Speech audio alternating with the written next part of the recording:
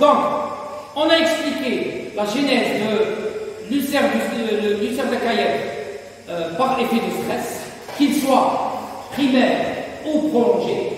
Primaire, c'est l'action des catécholamines. Prolongé, c'est l'action des corticoïdes. Les anti-inflammatoires non stéroïdiens, c'est l'effet inhibiteur de la COX-2, mais pas, à la même occasion, l'inhibition de la COX-1, et donc les effets bénéfiques des prostaglandines. Maintenant, on passe à l'alimentation. Comment une alimentation peut-elle entraîner un problème d'ulcère gastrique? Ulcère chez les veaux, chez les veaux, l'alimentation. Le lait. Bon, là, il faut faire la part des choses. Avant sévrage, c'est surtout la qualité et la quantité de lait et la manière dont le lait est distribué. Généralement, on a remarqué que si le veau s'alimente par le seau et non pas par la tétine, on avait une augmentation des cas d'ulcère gastrique. Pourquoi? Parce que la grande quantité de lait arrive, il y a une fermentation, une surfermentation, et l'animal n'a même pas le temps de quoi? De tamponner cette acidité. Comment le veau tamponne-t-il l'acidité du lait? Par la salive. Très bien. Et en prenant le lait dans un seau, il n'y a pas de salivation, parce qu'il n'y a pas de succion. C'est la succion qui est responsable de la production de salive. Plus il suce, plus il y a une activation des glandes salivaires buccales. Et donc cette salive, elle est déglutie et elle tamponne l'acidité de la fermentation du lait. En prenant le seau, qu'est-ce qu'il va faire? Il va aspirer le lait. Il ne va pas le sucer. Il va le prendre comme de l'eau. Et donc il n'y a pas de salivation qui va faire effet tampon de l'acidité lors des fermentations du lait. Ça, c'est le premier problème. C'est le premier problème rencontré chez le veau avant sévrage. Après sévrage, c'est quoi? C'est l'absence de la phase de transition. Comme toujours, les phases de transition qui sont très importantes. Un veau ne prend jamais du lait uniquement pendant toute la phase lactée. Même on arrête le lait et on passe vers l'alimentation solide. Jamais. L'introduction, elle doit être progressive. Et lors du sévrage, qu'est-ce qu'on fait? On fait la balance. Nous follow l'alimentation solide à partir de la deuxième semaine. يبدا là. Qui نشوفوها lance l'alimentation solide, qu'est-ce qu'on fait? نطلعوا l'alimentation solide نحطوا في l'alimentation liquide derrière le lait jusqu'au sévrage. Avec cette méthode, il n'y a jamais de stress de sévrage et l'alimentation, elle n'est pas agressive par rapport à la méthode gastrique du veau. Elle n'est pas agressive. Parce que si on arrête directement le lait et on passe à l'alimentation solide, là on a créé un stress et qui va rentrer dans le cycle des catécholamines et des corticoïdes. Et en plus, nous allons agresser une muqueuse gastrique qui n'est pas prête pour une alimentation acide, pour une alimentation solide. Elle n'est pas prête. D'accord? La muqueuse, on a directement une alimentation acidogène. Et donc, qu'est-ce qu'il va faire? Automatiquement, cet excès d'acidité va entraîner des irritations jusqu'à l'ulcère gastrique, l'ulcère de la queue. Nous avons aussi les problèmes de corps étrangers. Alors, les corps étrangers, c'est quoi? Généralement, les petits veaux, même quand ils sont sous leur mère, il faut toujours éviter de leur donner des fibres blanches de paille ou bien de foin. Parce qu'ils risquent, en essayant de manger,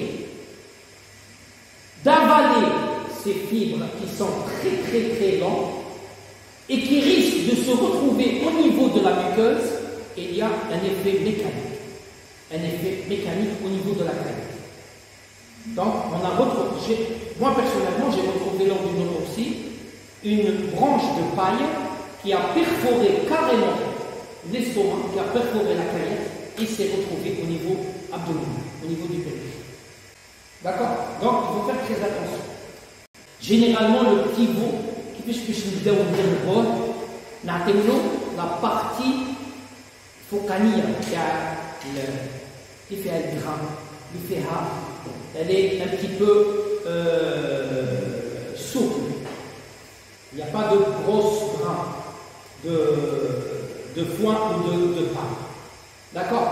Donc, une alimentation grossière, elle peut entraîner un traumatisme et de l'apparition d'ulcère par la suite. Donc, c'est les causes primaires de l'ulcère de la caillette.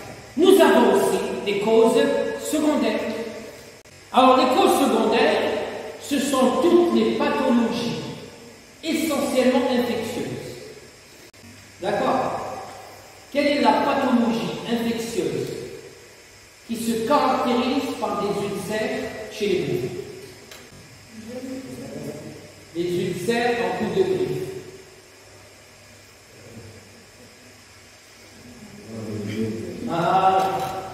Maladie des muqueuses. Ces ulcères en coup de griffe peuvent être observés au niveau gastrique, au niveau de la muqueuse de la crème. Donc nous avons la rhinotrachée infectieuse bovine, IBR, nous avons la maladie des muqueuses et les salmonelloses. D'accord? IBR, maladie des muqueuses et les salmonelloses. Ce sont des pathologies d'ordre général, mais qui peuvent contenir dans leur tableau clinique des ulcères de la caillette. Des ulcères de la caillette. D'accord? Maintenant, chez l'adulte, nous avons aussi des causes primaires et des causes secondaires. Les causes primaires, ce sont surtout le stress et l'alimentation. D'accord? Le stress et l'alimentation, par le même mécanisme. Indirectement provoqué, ça veut dire des causes secondaires. Nous avons la salmonellose, le volvulus de la caillette et le syndrome d'Oufloum. Alors, syndrome d'Oufloum, postérieur ou antérieur? Dans ce cas. Bon, salmonellose, c'est une bactérie qui agit et qui va donner des problèmes au niveau gastrique, au niveau digestif, au niveau respiratoire en même. D'accord? Le volvulus de la caillette, à l'èche. Voilà, tout passage, il y a une augmentation de l'acidité au niveau gastrique et donc l'effet direct sur une paroi gastrique distendue. D'accord? Syndrome d'Oufloum postérieur. Sur postérieur. À l'âge parce qu'il y a un problème au niveau du pylore. Et donc la vidange gastrique ne se fait pas. On risque avec, à la longue, que la muqueuse gastrique va subir les effets de cette ACL, elle va donner des ulcères. Maintenant, au départ, selon la gravité des ulcères gastriques, on peut les classer en 4 phases, ou là en 4 stades. En 4 stades. Stade 1, stade 2, stade 3 et stade 4. D'accord? Donc, les ulcères sont classés en 4 types selon la gravité de la perte de substance. Selon la gravité de la perte de substance. Alors, le type 1, les ulcères de type 1, ils sont non perforants et saignant peu, donc peu de sang. Là, c'est une érosion superficielle de la muqueuse gastrique. C'est une érosion superficielle, de type 1.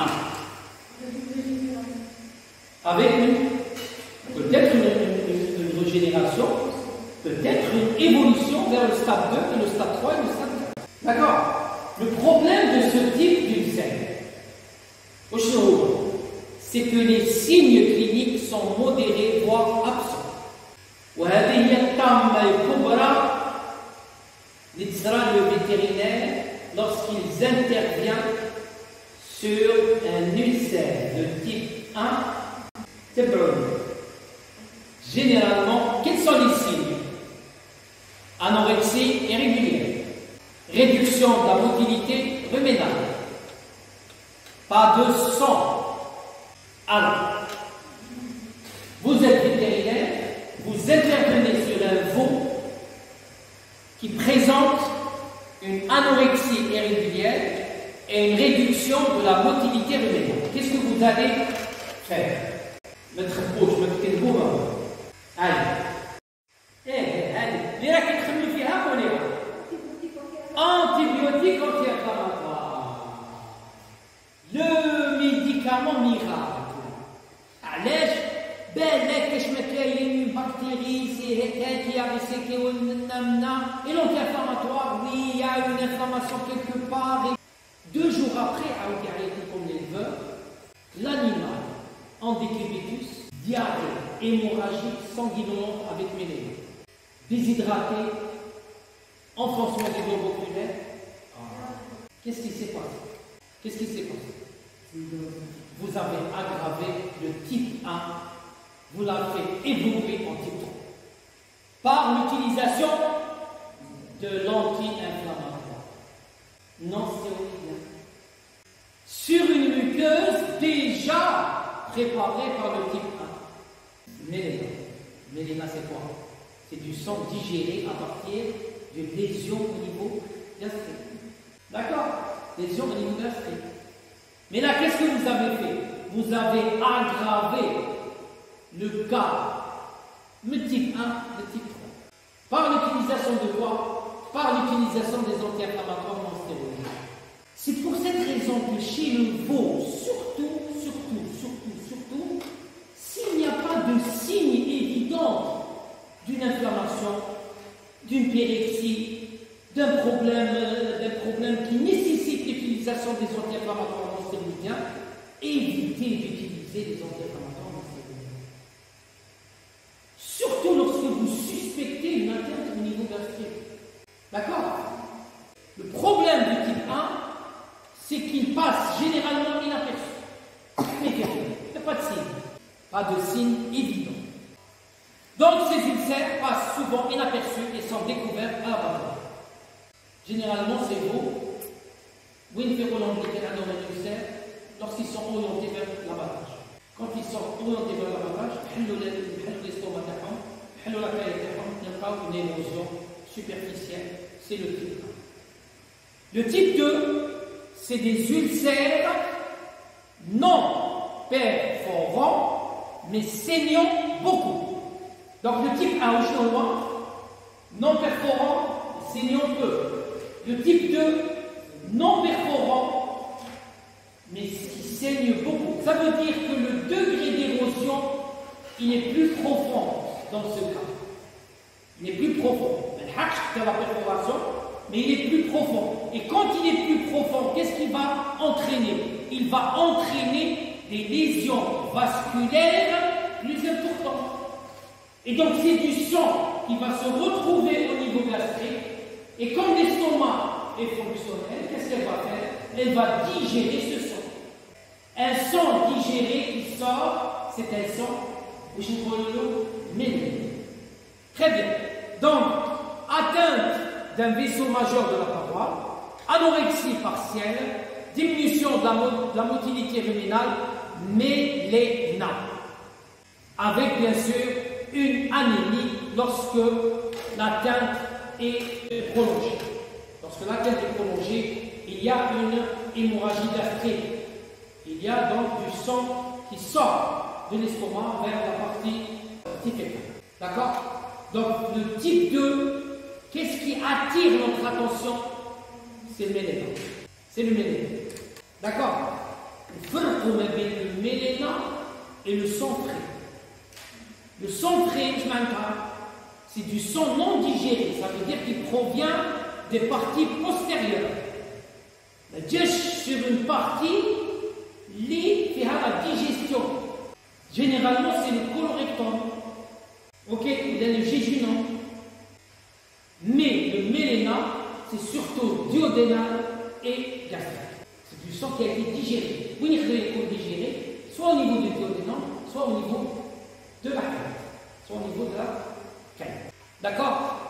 On retrouve aussi une tachycardie et des extrémités froides. Pourquoi une tachycardie? De compensation suite à l'anémie et suite à la perte sanguine. Les extrémités froides, c'est une compensation par une vasoconstriction périphérique. Généralement, le tableau clinique de l'ulcère d'accaïa de type 2, il est spectaculaire. Méléna, tachycardie, anémie, extrémité froide, féro, généralement, on est en train de voir un type d'ulcère d'accaïa. L'ulcère de type 3, il est perforant avec péritonite localisée. La muqueuse, la musculeuse et la séreuse, perforation. Mais c'est une petite perforation qui a entraîné uniquement une péritonite localisée. Alors, qu'est-ce qu'on va voir comme signe clinique? Une anorexie, une fièvre modérée, douleur abdominale localisée. C'est le signe pathognomonique du type 3. Douleur abdominale localisée au niveau de la caillette. Donc, l'aire de projection de la caillette, c'est ça la d'où l'importance de savoir l'aire de projection de la caillette. Chez le veau, chez l'adulte. C'est pas la même chose. D'accord? Donc, diminution ou une disparition de la motilité ruménale.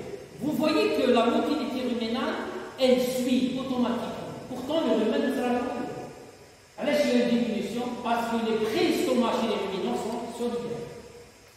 Dès qu'il y a un réservoir qui est atteint, le khrénique est donc, pathognomonique du type 3 ou chinois, c'est la douleur abdominale.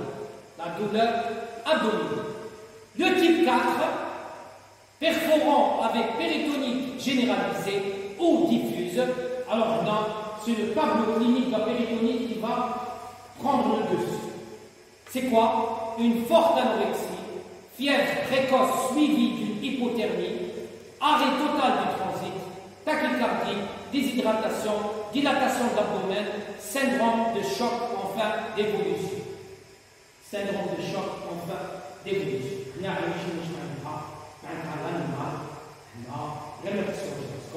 Il faut l'orienter vers la tâche et le relever parce que la péritonite diffuse est un motif de saisie. Ok? Motif de saisie totale. Conduisent le plus souvent à lavage. Donc, sur le plan clinique, quels sont les signes qui vont nous faire penser à des problèmes d'ulcère gastrique? Donc, l'intensité varie avec la gravité de l'ulcère, l'anorexie partielle à totale, la fièvre variable, le méléna accompagné d'anémie selon le degré d'atteinte, la tachycardie, les signes de choc si l'atteinte est importante et les douleurs abdominales. Avec les signes constants qui vont nous faire penser à un problème d'ulcère gastrique. D'accord? Donc l'anorexie, elle peut être dans un premier temps partielle ou totale selon la gravité, selon le degré des ulcères d'accaïette. La fièvre, elle est variable. On a vu que le stade 4, le type 4, il est caractérisé par l'hypothermie parce qu'il y a l'installation du choc. Méléna, accompagné d'anémie selon le degré d'atteinte, la tachycardie, les signes du choc, si l'atteinte est importante, et les douleurs abdominales. Voilà les signes constants retrouvés lors d'ulcère de la caillette. Alors, maintenant, essayons de voir sur le plan diagnostic différencié. Comment on essaye de différencier les ulcères de la caillette avec les différentes pathologies qui peuvent atteindre. On commence par le veau. Chez le veau, nous avons une autre pathologie qui est caractérisée par des douleurs abdominales et des coliques des douleurs abdominales et des coliques, c'est ce qu'on appelle la torsion mésentérique. La torsion mésentérique. C'est le mésentère, il est tellement à l'alcool et il donne un infarcissement du mésentère, une nécrose. D'accord? Et ça donne un tableau clinique comme si on était en train de voir un cas d'ulcère de la carène. Hein? Pas de mélange. Très bien. Pas de mélange. Parce que s'il y a des douleurs abdominales, je me ulcère. Les douleurs abdominales localisées. Type 3. Et le type 3 et le type 2, je fais en méléna. Le mésentère, la torsion du mésentère, il n'y a pas de méléna. Zédo, torsion du mésentère, il y a des signes du choc aussi. Les signes du choc qui sont plus importants et plus spectaculaires que l'ulcère de la canette. On peut avoir aussi une péritonite. Une péritonite qui n'est pas due à une perforation d'ulcère. Absence de méléna. Absence de méléna. D'accord? La péritonite simple. Absence de méléna. Abcès de la veine ombilicale, c'est l'omphalophlébite. Omphalophlébite. Comment différencier entre une omphalophlébite et un ulcère de la caillette? Omphalophlébite, évolution rapide. Alors, absence de méléna, au l'omphalophlébite chez Chauveau, gonflement au niveau de la région ombilicale, qui n'existe pas lors de l'ulcère de la caillette. D'où l'importance de l'examen très approfondi de notre animal. Qu'elle soit examen clinique ou paraclinique. D'accord? Chez une vache maintenant, chez l'adulte, on peut la confondre avec une RPT, une réticulopéritonite traumatique. Comment faire la différence? Méléna, très bien.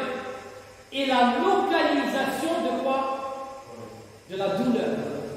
Dans la RPT, elle est rétro-sternale. Dans l'ulcère, elle est plus postérieure. L'ulcère de la caillette. D'accord? La douleur, la localisation de la douleur. Les abcès hépatiques, comment faire la différence entre un ulcère de la caillette et l'abcès hépatique? Méléna, zédo. L'abcès hépatique, soit un examen complémentaire par échographie, soit les signes de l'insuffisance hépatique. Ictère. Ok. La péritonite, la même chose que chez le veau. Donc la péritonite, absence de méléna, la fièvre qui est constante, les douleurs qui sont diffuses, et ainsi de suite. Le syndrome de Floyd.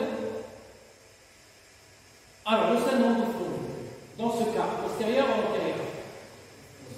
Postérieur. Comment vous allez faire la différence entre un syndrome de Floyd postérieur et un ulcère de la caillette? Hein? Bon point. Bon point. La silhouette. Très bien. Zéro. Absence de méléna. Alors que, des fois, attention, le syndrome de Floyd, surtout postérieur, on peut avoir des mélénas. On peut avoir un méléna. À l'âge, c'est la stase et l'acidité au niveau gastrique qui peut entraîner un problème d'irritation de la muqueuse. Mais il n'est pas. Le pylore est bloqué, il est bloqué. Mais pour les liquides, on peut avoir une sortie de liquide minime. Le pylore n'est pas. C'est un défaut de transit. C'est un défaut de transit. Mais on peut avoir une petite quantité qui va sortir. Mais le plus important, c'est que lors de l'ulcère de la caillette, le méléna, il suit les selles. C'est-à-dire qu'on va retrouver des selles hémorragiques.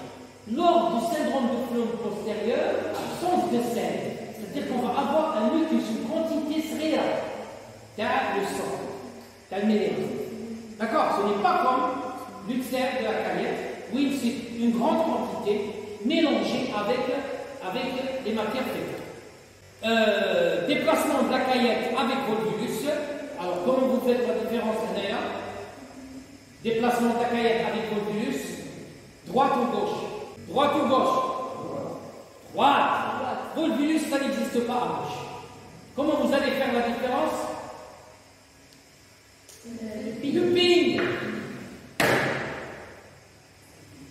Le ping. Et le syndrome de choc qui est plus important. Ok? Très bien. Avec les mélénas ou le sang digéré, on peut avoir des pathologies qui se caractérisent par du méléna ou du sang digéré.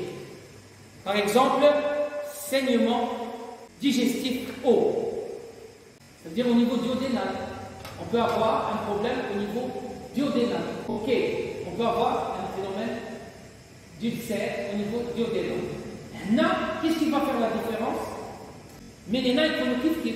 Qu'est-ce qui va faire la différence entre un ulcère de la caillette et un ulcère duodénal? C'est la présence de douleur abdominale.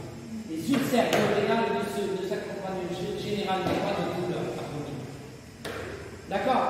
Douleur abdominale. Ou là, nous allons carrément vers l'échographie abdominale. Oui, on va voir au niveau duodénal une hémorragie avec une lésion au niveau du duodénal. La maladie des muqueuses, là, qu'est-ce qu'on va faire? On retrouve des ulcères partout. C'est pas uniquement au niveau gastrique. C'est pas uniquement au niveau de la caillette. Au niveau de la caillette. Le diagnostic paraclinique, donc confirmer l'ulcère. Confirmer l'ulcère par quoi? Non. Chez les ruminants, l'endoscopie, l'aide. C'est l'échographie. L'endoscopie est directement sur l'humain. L'échographie, les signes de l'inflammation, c'est l'échographie. Épaississement de la paroi avec œdème, et donc des liquides entre les parois, et disparition des stries. Caractéristique à la caillette. La caillette, je fous des stries. Les stries, ils sont visibles à l'échographie. Lorsqu'elle s'est distendue, lorsqu'il y a disparition, épaississement de la paroi, qui signe une gastrite, qui signe une abomasie, avec un œdème, c'est-à-dire qu'il y a une inflammation qui va. Et on peut retrouver même une organisation de fibrine et une organisation de cailloux de sang qui sont à l'intérieur de la caillette. On peut les visualiser par l'échographie. L'échographie, il est très très adapté. Au Chiprana, diagnostic paraclinique, il prend un traitement.